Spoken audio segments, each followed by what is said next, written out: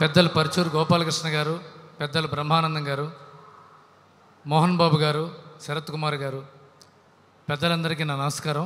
అలాగే రచయిత ప్రసాద్ గారు కూడా ఉన్నారు ఇక్కడ, తోట ప్రసాద్ గారు, నమస్కారం. వీరందరి సహాయ సహకారాలు, వీళ్ళందరి బ్లెస్సింగ్స్తో విష్ణు కన్నప్ప అనే కళను నిజం చేశాడు.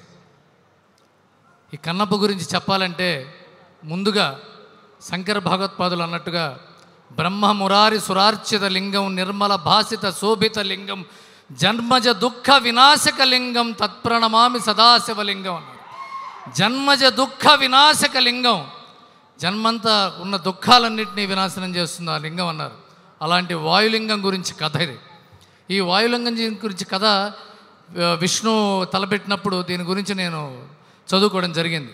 మొట్టమొదటిసారి 12వ శతాబ్దంలో పెరియ పురాణం అని తమిళనాడులో రాసిన పుస్తకంలో మొట్టమొదటిసారి కన్నప్ప దర్శనం ఇచ్చాడు. ఆ తర్వాత హరిహరుడు అనే కన్నడ కవి బసవ పురాణం అని కన్నడలో రాశాడు.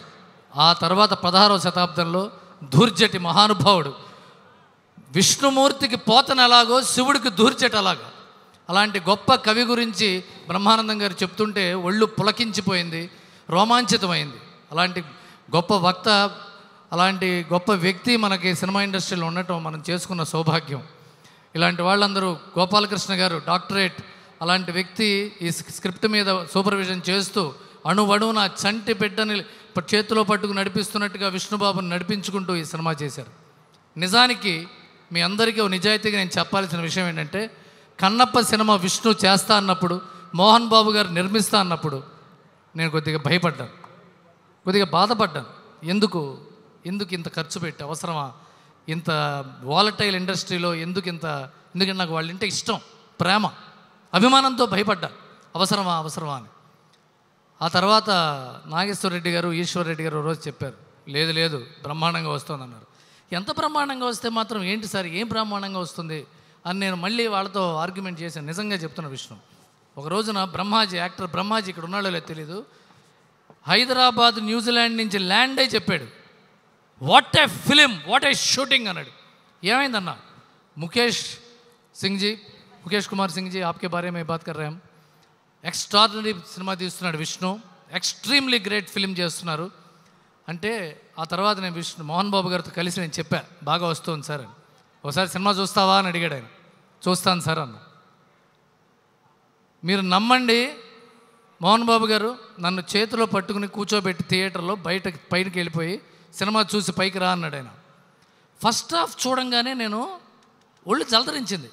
ఏంటిది, వాట్ ఈస్ దిస్, ఇంత గ్రేట్ ఫిలిం తీస్తారంటే వీళ్ళు అని చెప్పి. సార్ అది ఎక్స్ట్రాడినరీగా ఉంది sir cinema, extremely good film అంటే. ఇది పైగా ఇది ఫస్ట్ కట్, ఇది యాంథోనీ సార్ చేసిన ఫస్ట్ కట్. దీని తర్వాత మిగతాది సీజీలు వస్తాయి, మ్యూజిక్ వస్తుంది, తర్వాత చాలా వస్తుందంటే when I'm going to watch the second half అన్నా. నాకేమో ప్రభాసం చూడాలని కూడా కోరుకుంది. ఆ తర్వాత స్టీఫెన్ దేవసి గారు, sir salutes to you sir.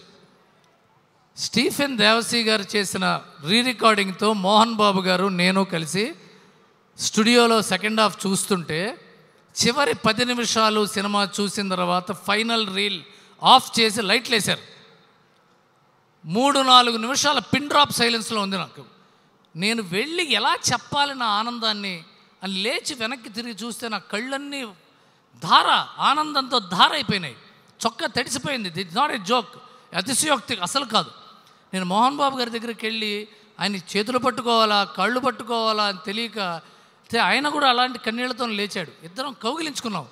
Sir విష్ణుకు phone చేసి చెప్పాలని ఉంది సార్ ఈ ఆనందం అన్న, ఎక్కడో చెన్నైలో ఉన్నాడు అన్నాడు. నాకు ఎక్కడున్నా పర్వాలేదు సార్ అని చెప్పి ఫోన్ చేస్తే మీటింగ్లో ఉన్నాడు. 2 సార్లు 3 సార్లు 5 సార్లు చేసా ఫోను. 5వ సారి ఎందుకు అర్జెంట్ ఏమో ఎత్తాడు. ఎత్తిన తర్వాత నాకు మాట్లాడడానికి మాటలు రావట్లా. ఏం మాట్లాడాలి, ఎలా ఉందని చెప్పాలి, సినిమా ఇంత అద్భుతంగా ఉందేంటి sir. I will promising you guys, interval తర్వాత 15వ నిమిషంలోనో 16వ నిమిషంలోనో రెబల్ స్టార్ ప్రభాస్ ఎంటర్ అవుతున్నాడు ప్రభాస్.